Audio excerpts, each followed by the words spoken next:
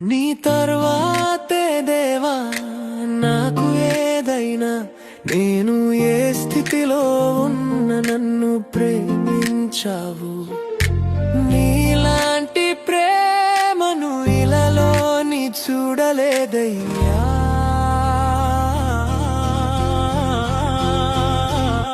స్నేహితులందరూ దూరమైన వేళ నన్ను హత్తుకొని నిజమైన ప్రేమని జీవితంలో చూపించావు.